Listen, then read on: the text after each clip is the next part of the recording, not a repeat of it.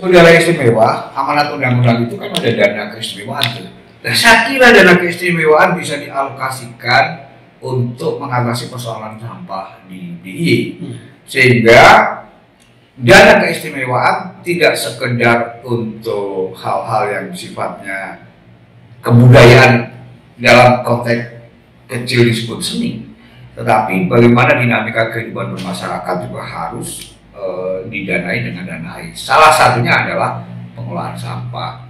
1,3 triliun dana AIS itu mestinya bisa memberi dampak yang signifikan sehingga Yogyakarta itu nol sampah. Persoalan sampah ini apakah karena dana pengelolaan sampah dari APBD atau apa kurang? Gimana? Kalau ya memang harus ada inovasi untuk melakukan itu. Kalau kita berbasis anggaran dan selalu mengatakan anggaran nggak cukup, itu alasan klise aja. Ya mereka dibayar untuk berpikir bagaimana membuat kebijakan yang unggul dan mendeliver kepada masyarakat dengan baik. Jadi jangan sampai hari ini berbicara anggarannya sempit sehingga nggak bisa menjadi apa-apa. Ya nggak gitu lah, saudara dibayar oleh negara untuk berpikir bagaimana problema masyarakat itu segera teratasi. Kita terutama ya seluruh pejabat termasuk kepala daerah baik kabupaten, kota, provinsi dan semuanya saja termasuk mungkin kementerian ini memang di saat ini menurut saya ya memang harus berpikir out of the box, tidak lalu acuan apa ya, tapi lebih ke arah hal-hal yang secara konkret ya mampu mengatasi permasalahan yang ada di daerahnya masing-masing. Ini sering diperlukan pemikiran yang out of the box. Jadi inovasi kebijakan juga tadi ya Pak? Iya, ya inovasi kebijakan yang intinya tetap endingnya ujung-ujungnya mampu mengatasi permasalahan, namun tetap dalam koridor tidak melanggar hukum. Nah seperti itu. Selamat pagi teman-teman di bloggers dimanapun Anda berada. Saya ini agak deg-degan karena kemarin beredar informasi resmi. Ada suratnya, mungkin kalau teman-teman juga udah terima itu, membaca lah tentang akan ditutupnya TPA Piungan selama 45 hari. Artinya bahwa 45 hari itu sampah tidak boleh masuk ke Piungan. Kemudian bisa kita bayangkan, saya juga masih belum jelas, makanya kita mau ngobrol-ngobrol dengan teman-teman karena informasi terakhir yang kami terima bahwa setiap hari hampir 770 ton sampah yang berakhir di TPA Piungan. Bayang 770 ton. Saya review sedikit bahwa ketika beberapa waktu yang lalu TPA itu tutup, disegel oleh warga selama 3 hari saja. Luar biasa tempatnya, Yogyakarta ini penuh dengan timbunan-timbunan sampah.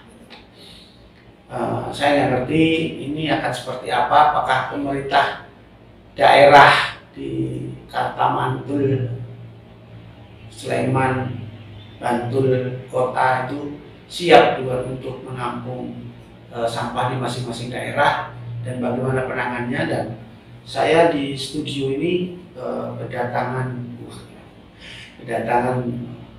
orang-orang yang keras. Judul podcast kita gini, yang pertama. Nanti saya kenalkan. Ini beliau ini adalah Pak Dr. Agus Setianto, MSI, yang tengah ini, yang rambutnya putih. Kok sama seperti siapa ya? Nggak ada hubungannya, Pak. Nggak ada hubungannya, Pak. Ya kebetulan rambutnya putih. Rambutnya putih. Karena umur. Karena umur ya, tapi bukan rambut putih. Satu, ini beliau adalah pegiat lingkungan. Nanti kita akan banyak bertanya soal itu. Dan ya dia pakai topi kayak gini, kayak Dora Explorer ini. Yang sebelah ini adalah Mas Pamuji Raharjo, MA. Dia selaku pengamat kebijakan publik, juga akademisi. Nah,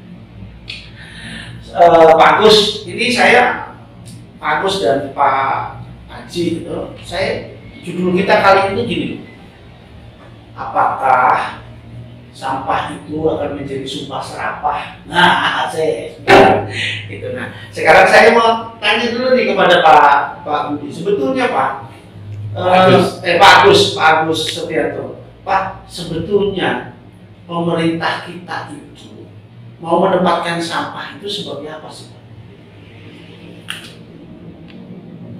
Wah, iya.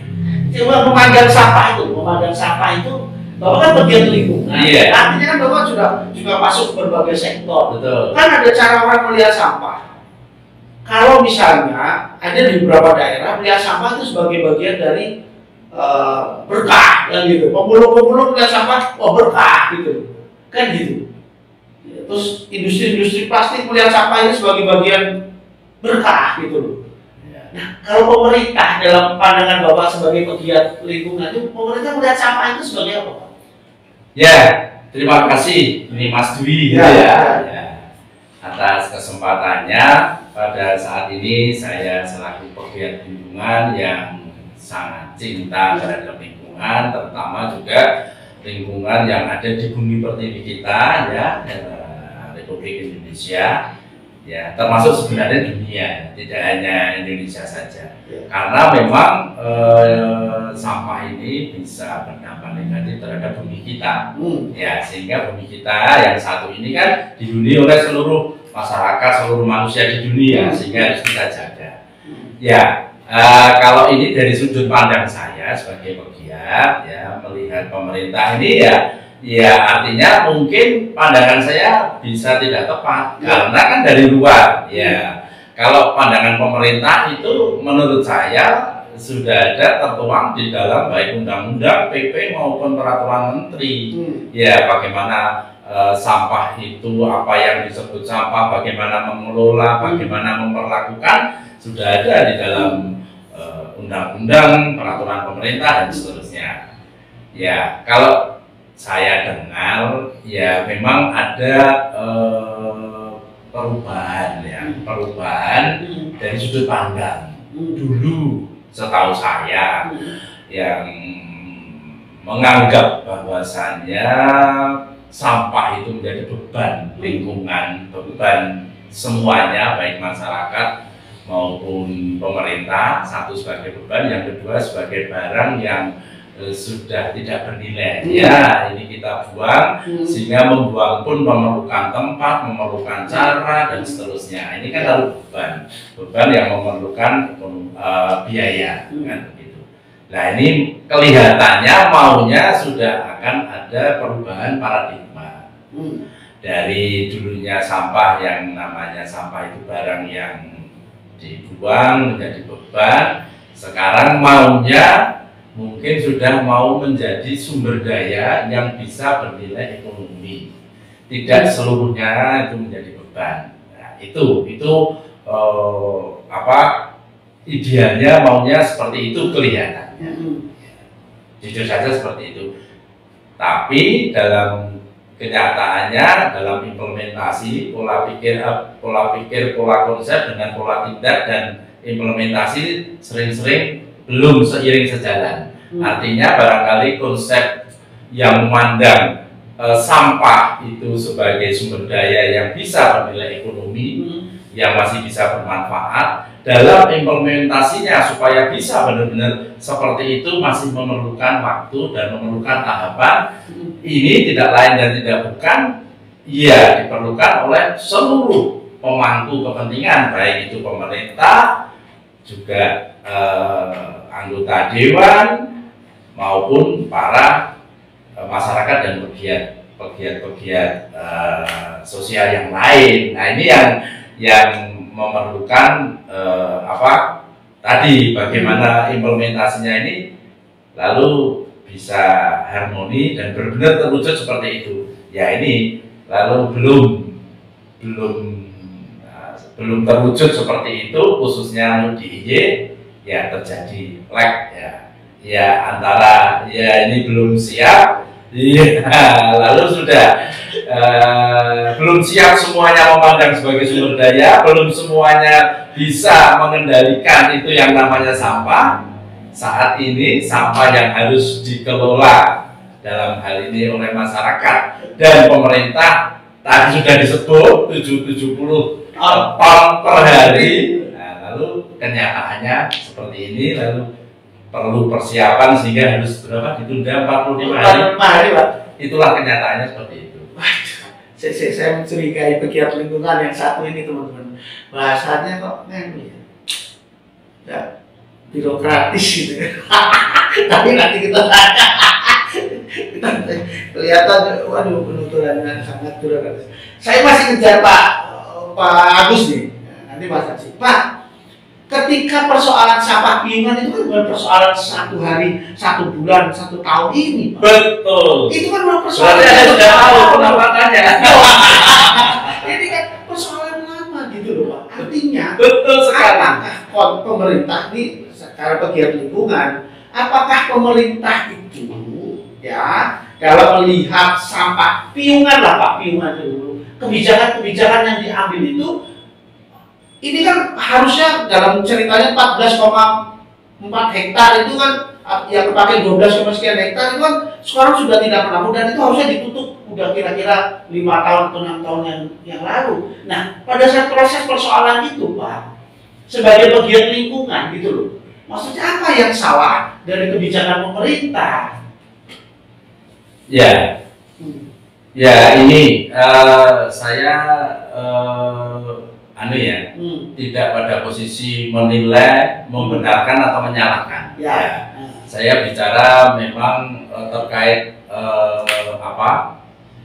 pegiat lingkungan itu kan memandang, ya karena pegiat memandang, berpikiran, menyampaikan pendapat, dan juga bisa bertingkah laku yang sedikit banyak bisa urun rembuk supaya lingkungan ini semakin baik, termasuk sampah ini kan juga akhirnya kalau tidak terkelola dengan baik juga menimbulkan baik kerusakan maupun pencemaran lingkungan. Ya, ya tadi sudah disebut, saya kurang tahu persis, tapi mungkin memang kadangkala pemerintah itu juga banyak masalahnya, tidak hanya masalah sampah. Oke. Ya, sehingga kadangkala kebijakan apapun termasuk kebijakan persampahan ini, ya seperti permasalahan-permasalahan di pemerintah secara umum, baik itu pemerintah kabupaten kota, provinsi maupun pusat. Ya ini tidak lain dan tidak bukan karena juga itu merupakan cerminan dari keputusan kita semuanya, tidak bisa disalahkan satu persatu. Artinya ya bangsa kita ya baru seperti ini. Nah ini menjadi trigger, menjadi titik bagaimana kita berpikir tentang lingkungan pun secara konseptual yang mendasar, yang komprehensif. Itulah saya punya pikiran, lah kalau begitu kenapa ya? Lah ini dugaan saya, ini konseptual, penanganan permasalahan lingkungan termasuk persampahan ini kurang secara konseptual. Oh, kurang konsepnya. Konseptual secara komprehensif, tidak hanya dari sisi teknis saja. Jadi komprehensif itu ya dari sisi teknis, ekonomi, sosiologi, budaya, sampai ke hal-hal psikologi bangsa itu apa. Ya kalau memang manusia itu memang secara umum ditanya, pengennya apa? Oh saya pengennya praktis, sampai saya bukan selesai. Anda pengennya praktis, tapi bayar mau enggak? Oh siap, saya enggak masalah. Ada yang, oh saya mau kok, saya memilah, memindah, tapi saya enggak mau bayar karena saya enggak kuat. Nah itu kan kebijakannya pilihan, macam-macam. Kalau mungkin perusahaan-perusahaan besar, saya bayar saja. Jadi ada orang yang nanti diberi tugas untuk mengelola itu. Tapi kebijakan ini komprehensif, mungkin itu yang perlu saya suarakan sebagai pegiat lingkungan, dan ini rasional, tidak hanya case-nya DIY hanya kebetulan saja. Siap, aduh, Pak Agus Setianto ini sebentar, nanti kita kulik lebih dalam karena harus hati-hati karena beliau jalannya kelihatannya melipir. Sekarang ke Mas Aji. Mas, kalau gini, saya cuma mengandai-andai, apa yang akan terjadi ketika sampah tidak diangkut loh Pak, dalam konteks itu diolah di rumah tangga masing-masing dalam 10 hari ke depan gitu. Kalau kemarin 3 hari Pak, 3 hari tempat sampah itu kan menumpuk di tempat-tempat pembuangan sampah. sampai melebar ke jalan-jalan waktu persoalan itu. Kemudian ada kebijakan untuk mengolah sampah dari rumah. Itu kan ada tulisannya tuh Pak, tidak TPA sampah piungan kalau nggak salah. Saya baca tadi lewat. Kemudian silakan mengelola sampah dari rumah. Mengelola sampah dari rumah ini sih dimaksud iya Mas. Sebentar, ini kaitannya begini Mas. Saya itu membayar retribusi sampah. Iya loh Pak, seperti kata Pak Budi, oh aku bayar aja gitu loh. Terus ada kewajiban untuk mengelola sampah dari rumah. Dari hal-hal yang menyangkut kebijakan publik. Mas Haji, ini adalah hak, aku bayar kok 1 bulan 70.000, 50.000, 20.000, apa segala macam itu. Nah kalau aku tidak mau mengelola sampah dari rumah terus begini, kan gitu. Oke Mas Haji, silakan. Baik, terima kasih. Problem sampah kan problem yang saya suka bombak pada akhirnya. Karena secara sosiologis sampah itu kan pada awalnya tidak menjadi permasalahan karena masyarakat kita pada masa itu masih sedikit, lingkungan masih luas, sehingga masyarakat membuang sampah itu bisa di sekitar rumahnya. Kalau di tempat-tempat yang masih bisa itu sebenarnya bukan menjadi masalah. Sampah menjadi masalah ketika dia ada di perkotaan. Karena lahannya sudah tidak ada, maka muncullah yang disebut distribusi sampah tadi. Masyarakat ditarik sehingga sampahnya. Di Jogja dulu pernah ada namanya kolaborasi, kebijakan kolaborasi yang disebut Kata Mantul itu. Kata Mantul itu zaman waktu itu kayaknya diinisiasi salah satunya adalah Prof. Pratikno yang buat kebijakan itu. Nah, Kata Mantul ini bagaimana sampah dari 3 tempat Sleman, Kota Yogyakarta dan Bantul dijadikan satu di Bantul. Jadi memory of understanding-nya begitu. Oh kerjasama itu ya? Ya. Tetapi berjalan waktu ternyata Bantul ini menjadi daerah yang paling tanda kutip dirugikan. Karena sampah yang paling banyak itu ternyata di kota, dari Sleman, ya kan? Terus Bantul sedikit sampahnya satu. Yang kedua, di sekitar tempat sampah pembuangan akhir piungan itu kan ada beberapa penduduk. Itu kan sangat terdampak dengan sampah itu, baik polusi bau, polusi air dan sebagainya. Sehingga ada beberapa kasus di mana masyarakat di sekitar itu menolak sampah kayak itu problem itu. Nah, mestinya harus ada inovasi kebijakan sampah ini. Inovasi kebijakan. Salah satu inovasinya barangkali memang betul yang disebut bagaimana masyarakat bisa memilah sampah itu, sehingga akan terpilah yang namanya sampah organik, anorganik. Organik bisa dikelola menjadi pupuk dan sebagainya. Anorganik bisa dimanfaatkan untuk beberapa barang dari sampah. Tetapi permasalahan itu kan permasalahan kebiasaan bagaimana mengolah sampah. Nah, masyarakat kita ini dalam konteks literasi apapun itu sangat kurang. Literasi ya? Sangat literasi apapun sangat kurang. Contoh literasi lingkungan. Sering kali kita melihat secara fisik kasat mata orang ini berpendidikan, secara ekonomi orang ini bagus pakai mobil. Tapi terlalu sering kita melihat bahwa orang buka kaca jendela mobil membuang sampah sembarangan. Kita jangan bayangkan asumsi orang pakai mobil itu adalah asumsi orang ekonomi menengah. Secara literasi mestinya dia tahu harus membuang sampah di mana. Faktanya dia membuang sampah di jalanan. Nah, kalau masyarakat yang disebut masyarakat kebanyakan untuk menjadi salah satu pengolah sampah mandiri, secara ide dan gagasan bagus, tetapi itu membutuhkan waktu yang lama karena ada kebiasaan yang di masyarakat kita sampah ini kan bisa menjadi problem pada saat konteks saat itu. Sampah menjadi problem kan pada saat konteks berikutnya. Kalau dia buang di kali, maka dia akan dengan banjir. Kan gitu kan. Kalau dia buang sembarangan, dia akan jadi problem. Ada polusi dan sebagainya.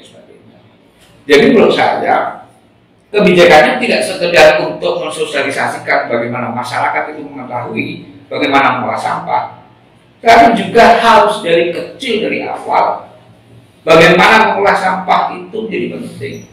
Pertanyaan saya, apakah lingkungan dalam hal ini sampah atau dalam konteks luas adalah tentang pengenalan lingkungan masuk dalam kurikulum pendidikan? Nggak ada kurikulum pendidikan. Jadi kan ironis tuh. Ketika pejabat menyatakan bahwa masyarakat mandiri mengolah sampah, harus memilah, harus yang organik di sini, atau di situ, oke. Secara sosialisasi ya, tetapi itu kan habit, ya kan? Kalau sudah habit, maka nggak ada sosialisasi. Dia paham sampah itu menjadi problem ketika lain, maka dia harus dikendalikan, dia harus dikelola dengan bagus. Salah satunya adalah pendidikan berperan dalam konteks bagaimana merubah mindset orang. Terus sekarang anak-anak kecil itu kalau buang sampah di sekolah itu dia membuang sampah di tempatnya. Kalau ada gurunya iya. Tapi kalau enggak, apakah dia secara sadar kalau makan permen bungkusnya dikasih sapunya sehingga dia bisa dibuang ke tempat sampah pada ketika lain? Itu bisa. Yang kedua, penegakan hukum. Bagaimana kalau sampah ini menjadi hal yang serius, mestinya ada penegakan hukum yang serius. Kalau ceritanya di Singapura, orang membuang sampah itu didenda $10 kalau nggak salah. Kan gitu. Artinya kan ada penegakan hukum. Loh sekarang bagaimana orang pakai mobil membuang sampah?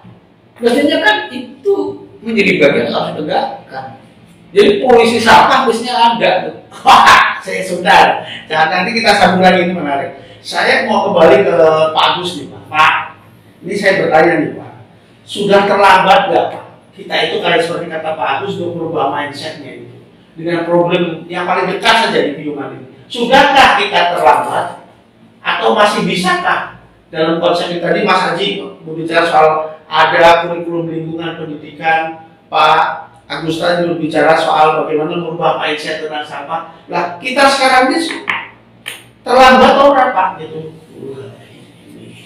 Kalau saya ditanya, ya tidak ada kata terlambat. Oke. Satu, tidak ada kata terlambat. Yang kedua, saya sampaikan di sini bicara masalah sampah ini kan keterkaitan dengan berbagai sektor, ya, jadi multisektoral. Ini rumit, jadi kelihatannya bukan hanya masalah sampah ansih, tapi seperti yang saya sampaikan. Kalau mau melihat situasi bagaimana kualitas suatu negara atau bangsa, dilihat saja dari bagaimana semerautnya lalu lintas, termasuk bagaimana penanganan sampahnya. Ya, jadi ini sesuatu problem yang mendasar. Tadi benar disampaikan oleh Mas Haji ya, bagaimana perilaku. Nah ini kan nomor satu, perilaku itu percontohan. Iya, percontohan itu kan dimulai dari atas, dari mulai paling tinggi, entah itu presiden, gubernur, dan para elit-elitnya. Ya, kalau sekarang sudah menjadi tontonan, bukan rahasia lagi, bagaimana sesuatu yang tidak dicontohkan. Nah, ini masyarakatnya, lalu sekarang bisanya adalah memberikan masukan kritis terhadap situasi apapun. Kalau saya justru baik ini. Ya, sekarang kan justru masyarakat umum yang mengkritisi segala hal yang terjadi, baik itu kebijakan bidang lingkungan termasuk persampahan maupun kebijakan penegakan hukum. Ya, manakala ada suatu kejahatan atau kriminal dan tidak ditegakkan, masyarakat bisa langsung foto diunggah. Nah, baru penegak hukumnya bergerak. No viral. Iya, ini sangat strategis menurut saya karena iya, boleh ada dua cara, secara sistematik direncanakan. Kalau tidak, sampai saat ini belum perencanaannya, konsepnya belum bagus, ya dikoreksi oleh society, dikoreksi oleh alam, dikoreksi oleh masyarakat. Dan ini kalau bagi saya, menurut saya tidak ada kata terlambat. Jadi pemerintah tetap menyiapkan pemerintah dalam hal ini seluruh stakeholder ya, tidak pemerintah dalam arti hanya pemerintahan yang berkuasa saja, tapi seluruh pihak ya, baik itu pengusahanya, para elitnya, masyarakatnya, terus bahu-membahu ini seiring dengan kualitas bangsa. Jadi menurut saya bisanya tumbuh kesadaran bagaimana mengkonsep secara baik, bagaimana berperilaku terhadap sampah. Ini kalau dari diri sendiri itu memang sudah tertanam hal-hal yang memang untuk kebaikan. Ya. Baik, Pak Agus, sekarang sebagai pegiat lingkungan saya mau bertanya lagi nih, ke depan nih Pak, kira-kira upaya apa yang disiapkan kira-kira dalam konsep pegiat lingkungan untuk menghadapi permasalahan sampah yang di DIY yang selama 45 hari ini kan akan ditutup. Kira-kira apa Pak yang harus di... Ya ini saya menduga, nanti dugaan saya yang mesti biasalah ada jangka pendek ya, jangka pendek yang darurat. Biasa kalau pokoknya jembatan putus ya mesti ada jembatan darurat yang mungkin kalau mobil jalannya pelan-pelan kan pokoknya seperti itu. Ya nanti ya ini terus terang juga masyarakatnya nanti akan kena semua kebijakan. Jadi tapi sebenarnya ini belum ideal sebenarnya. Kalau dipaksa pun ya nanti mungkin tetap akan ada ekses-ekses ya. Lalu sebenarnya secara nasional saya tidak menyalahkan siapapun. Ini kebijakan ini tetap harus secara nasional, tidak bisa hanya provinsi atau kabupaten kota saja. Jadi memang tadi kembali lagi bagaimana mengelola sampah secara bijaksana dari berbagai alternatif tadi. Ya tidak hanya lalu kumpul, angkut, buang, nah seperti itu. Wah ini yang dalam pelaksananya belum optimal, ya memang tidak mudah. Nah ini nanti mengendalikan timbulan sampah ini kan juga memerlukan satu proses. Ya mengendalikan yang 70 ton per hari, ya ini kan juga tidak mudah. Ya menurut saya ya paling tidak tetap yang jangka pendek harus bisa tetap ada skenario jangka pendek. Ya lalu jangka panjangnya tetap mungkin apa ya pola-pola ini ya yang jelas, pola yang tidak birokratis dalam ini sudah mungkin saya tidak memuji salah satu kepala daerah mungkin di level kabupaten kota tidak hanya di DIY ya, tapi sudah ada yang out of the box, keluar dari pola pikir rutinitas anggaran yang harus setahun, harus mengacu pada ini dan sebagainya. Tapi mungkin kalau kita bisa juara ya, artinya taat terhadap aturan, tapi problemnya tetap ada. Nah itu pengalaman zaman Orde Baru, semua kebijakan, semua laporan diterima dengan baik, tapi nyatanya 97 krisis. Nah, itu jangan sampai seperti itu. Artinya benar-benar menyelesaikan permasalahan yang fakta real di lapangan. Baik, terima kasih Pak Agus. Wah, ini dalam banget ini 2 SKS. Tuhan, saya kembali ke hal yang praktis ke Mas Aji. Juga nanti Pak Agus saya minta tanggapannya. Jadi Mas, pengelolaan sampah itu di dalam undang-undang itu memang harus dikerjakan oleh semua pihak. Kemudian yang kedua ada upaya-upaya yang kita lihat ada bank sampah. Yang bank sampah ini yang memanfaatkan potensi sampah masyarakat menjadi sumber daya kita dijual dan segala macam. Cuman sampai sekarang ini keberadaan bank sampah juga ternyata masih belum cukup kuat untuk mampu mereduksi atau menekan buangan sampah akhir. Nah sekarang itu rumah tangga itu diminta untuk mengolah sampah dari apa? Jadi dipisahkan nanti kemudian diambil. Kembali ke tadi persoalan bagaimana kalau tidak mau maka sudah bayar satu. Nah kemudian yang berikutnya adalah bahwa konsistensi masyarakat atau daya dukungnya pemerintah terhadap konsistensi masyarakat, daya dukung pemerintah terhadap pengolahan sampah itu dalam kalau Pak Agus mengatakan bahwa belum terlalu kuat itu aturan dukungan pemerintah terhadap pengelolaan sampah. Misalnya, apakah pemerintah itu mendukung bagaimana mengolah sampah, mengatasi masalah dengan segi teknologi, kan gitu. Misalnya ada insinerator atau pembakaran dari sampah itu. Nah, apakah pemerintah tidak melihat bahwa hal-hal yang berkaitan dengan teknologi itu menjadi salah satu solusi bagi penanganan pengolahan sampah? Nanti Pak Agus saya minta komentarnya, Mas Haji gimana? Oke, ya saya setuju. Jadi pemerintah kita itu kan selalu berbicara pada incremental teori. Dalam konteks kebijakan, incremental teori itu dia hanya menambah kebijakan sudah dilakukan. Contoh, ini penutupan sampah. Kita kan sudah berkali-kali penutupan sampah TPA. Ketika sudah berkali-kali, kenapa tidak ada inovasi kebijakan? Saya setuju, mestinya ada teknologi sampah yang harus direplikasi di Jogja ini. Di negara-negara maju sudah melakukan teknologi sampah itu.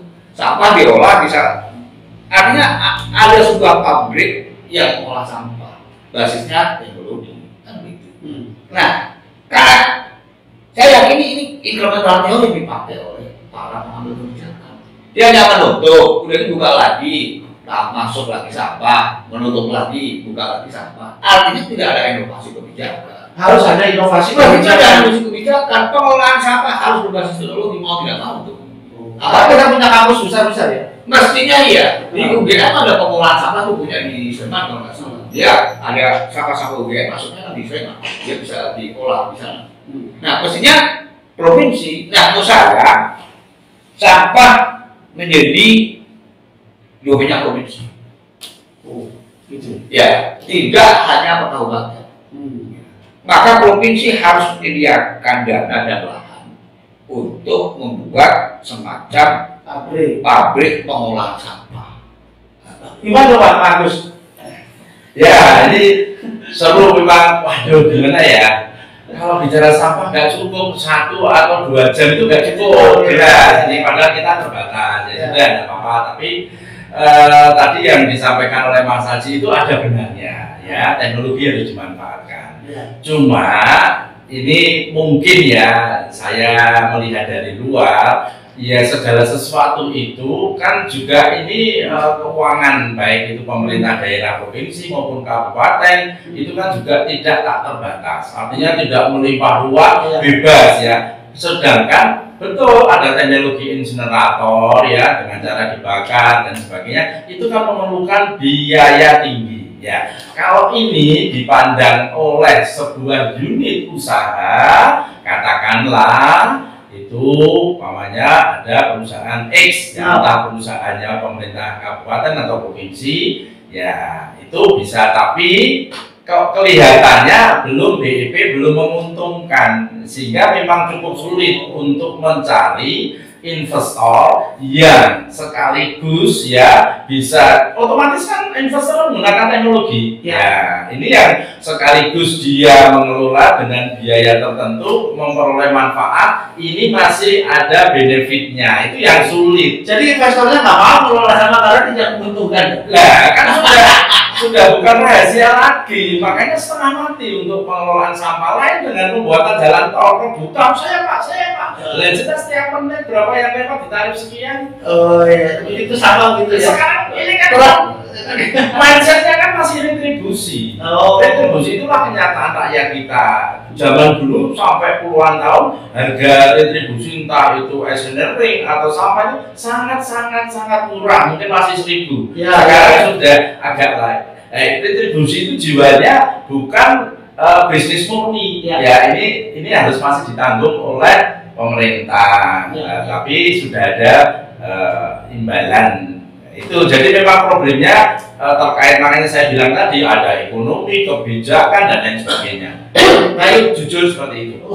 Baik teman-teman sekalian, tidak terasa 30 menit kita sudah hampir berbicara. Saya minta closing statement dari Mas Haji tentang mengelola sampah, pengelolaan sampah. Kalau TPA singkatannya apa? Kalau aslinya TPA itu tempat pemrosesan akhir. Pemrosesan akhir. Bukan tempat penampungan akhir, tapi pemrosesan. Di sana ada proses dan itu kelihatannya ditumpuk, tapi sebenarnya itu diproses. Tapi namanya sanitary landfill. Itu tekniknya lebih rumit dan mungkin ya proses itu belum sepenuhnya bisa Namanya sanitary landfill. Jadi bukan tempat pembuangan akhir. Bukan. Itu namanya kalau tempat pembuangan akhir itu open dumping. Oke. Mas Aji, closing statement-nya, Mas. Oke, ya di dalam tata kelola pembangunan namanya PSO, Public Service Obligation. Ya. Sampah itu harus saya masuk PSO. Oke. Artinya itu tanggung jawab negara untuk melindungi warga negaranya dalam konteks ini sampah. Oke. Di sisi lain memang masyarakat harus sadar bahwa sampah itu adalah problematika bersama. Maka sebaik-baiknya masyarakat yang bisa mengelola sampahnya sendiri sehingga tidak membebani anggaran negara. Tapi di sisi lain PSO itu juga menjadi tanggung jawab negara untuk dalam konteks ini. Saya kira itu. Baik teman-teman sekalian, 30 menit lebih ini. Tapi gini, ada beberapa simpulan yang menarik. Yang pertama ini yang cukup dalamnya dari Pak Agus ini. Tadi bisa ketika. Cuman yang saya garis bawahi adalah yang pertama ada diperlukan konsep komprehensif dalam penanganan sampah. Konsep komprehensif itu kalau dari Pak Agus bukan hanya merubah pola pikir, tapi ada terobosan inovasi teknologi, bahkan sampai inovasi kebijakan. Karena ada beberapa contoh di beberapa daerah juga dia mampu untuk mengolah sampah dengan baik. Saya tunjukkan saja, ini di Solo. Solo itu mau impor sampah 10 tahun. Solo itu karena Solo itu membuat sampah menjadi tenaga listrik. Nah, kebutuhan sampah untuk dibuat tenaga listrik adalah 550 ton. Sedangkan Solo baru terima sampah 250 ton. Sehingga akhirnya kan butuh tuh loh. Nah, itu diimpor. Nah, ini bisa nggak sebetulnya diadop? Ini kan bisa pengelolaan sampah menjadi energi listrik. Ini saya ambil dari media ya, dari Dinas Lingkungan Hidup di Surakarta. Pengelolaan sampah menjadi energi listrik TPA Putri Cempo. Dan ini malah kemarin beberapa waktu Wali Kota Solo mengatakan kita mau impor sampah loh. Menarik dong. Di sini kenapa kita impor kan ke sana?